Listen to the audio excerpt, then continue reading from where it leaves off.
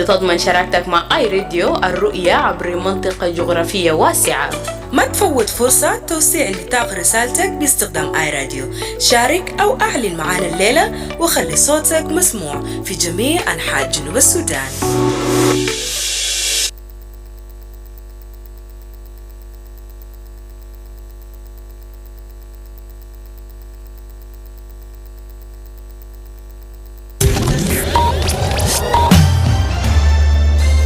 Live from Juba, on air and online.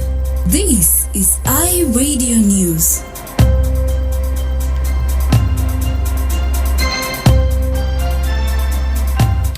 A very good morning. This is iRadio News. First, here are the headlines.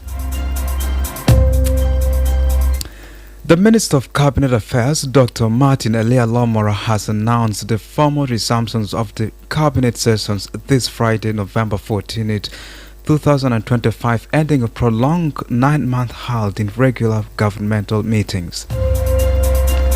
The medical director of Jonglei's Board Hospital has confirmed that the facility has remained closed for 5 days now after staff locked the gates and shut down the water system in protest over redeployment orders from the State Ministry of Health.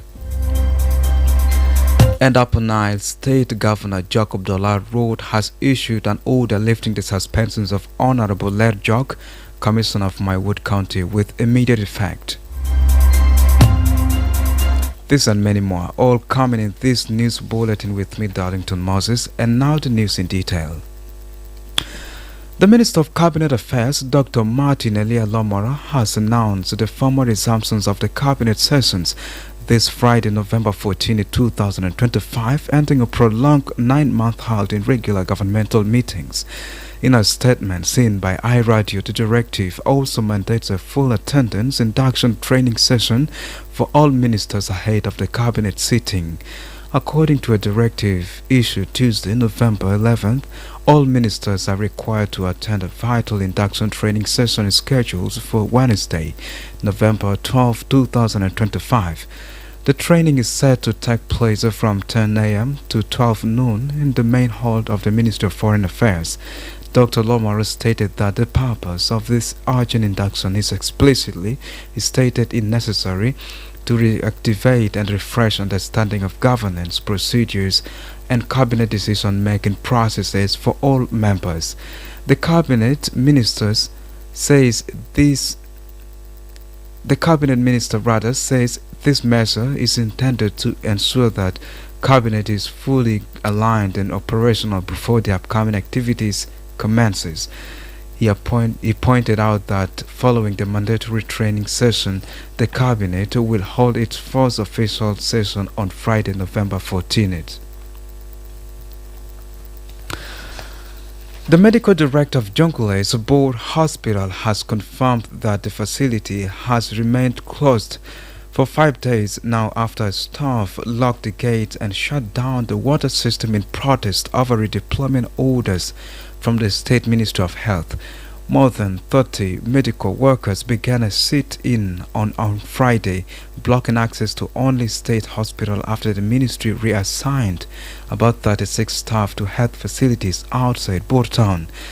Mayan Marol, one of the protesting workers, said the transfers are being rejected because the new facilities are located in the insecure areas and lack proper funding. Speaking to iRadio on Tuesday morning, Dr. Majok Philip, the hospital's medical director, said the striking staff have cut the water supply and locked the hospital gates, preventing persons from accessing services. Dr. Philip appealed to the striking workers to reopen the hospital and allow persons to receive services, assuring that authorities are working to address their grievances through proper channels. Both state hospital has been operating fully since Friday as the striking staff continue to lock and block access and lay down their tools. This is iRadio News. Upper Nile State Governor Jacob Dollar Road has issued an order lifting the suspensions of Honorable Laird Jog, Commissioner of Mywood County, with immediate effect. He was suspended in September and detained under the administration of Governor the former governor, General James Kongchwal Ranley. The new order does not specify the reasons for Commissioner Blair's earlier detentions at the Blue House prison. However, according to a press release post on the governor's official Facebook page yesterday, the decision aimed at restoring stability and unity within the local government fully reinstates Commissioner Blair to his position. Paul Bielchol, a member of parliament for Maywood and a member of the SPLM State Liberation Council, reportedly welcomed the reinstatement and says that was a good development. The governor's office emphasized that the reinstatement is part of broader efforts to strengthen the state's administrative presence in Maywood and ensure that local government leaders focus on peace building and delivering essential services to citizens. This is iRadio News, and now in the international scene, a man who escaped the last functioning hospital in the Sudanese city of El Fasher before a reported massacre by paramilitary troops says he has lost all hope and happiness. Abdurabu Ahmad spoke to the BBC from a displaced persons camp in Tawoila, some 70 kilometers to the west of Al Fasher, the regional hub which was taken over by paramilitary rapid support forces in the last week of October after an 8-hour siege. The rapid support forces has been fighting the Sudanese army since April 2023, when a power struggle between their leaders erupted in a civil war. The alleged killings of at least 460 persons and their companions at the Saudi hospital were one of the most shocking among widespread accounts of atrocities, some of them filmed by the Rapid Support Forces fighters and posted to social media. And finally, satellite images reviewed by BBC Verified show has indicated that Israel has destroyed more than 1,500 buildings in areas of Gaza that have remained under its control since the ceasefire with Hamas started the 10th October. The new photos, the latest of which was taken on 8th November, show that entire neighborhoods controlled by the Israel Defense Forces have been leveled in less than a month, apparently through demolitions.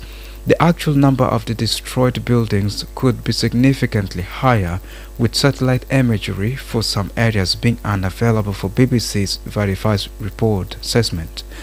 Some experts have argued that demolitions may violate the terms of the ceasefire brokered by the US, Egypt and Qatar and Turkey, but an IDF spokesperson told BBC Verified that it was acting in accordance with the ceasefire framework.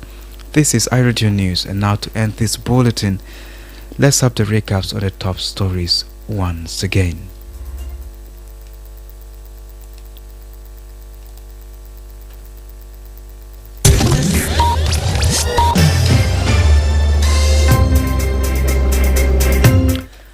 The Minister of Cabinet Affairs, Dr. Martin Elia Lamara, has announced the formal resumptions of the cabinet sessions this Friday, November 14, 2025, ending a prolonged 9-month halt in regular governmental meetings.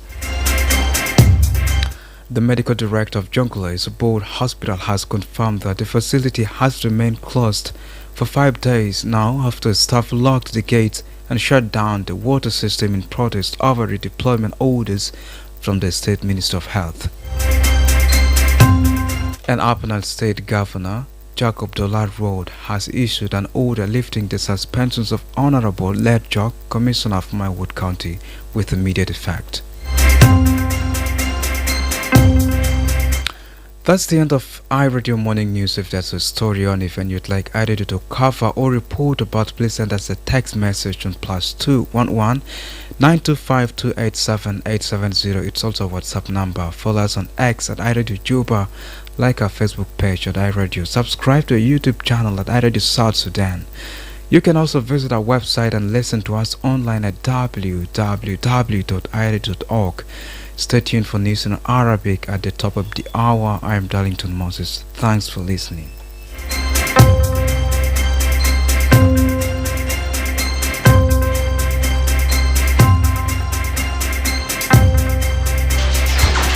بتفتش على راديو مثالي؟ آي راديو هو جوابك. ليه تختار آي راديو؟ في 5 الأسباب المغنى.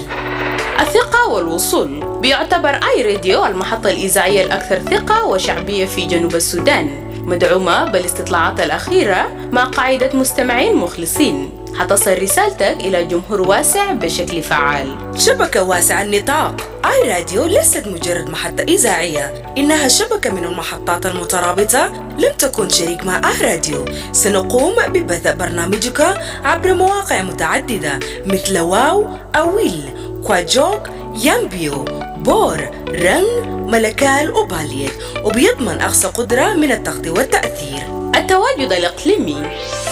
بتمتد بصمة آي راديو إلى ولاية غرب وشمال بحر الغزال، غرب والاستوائية الوسطى، جونغلي، أعالي النيل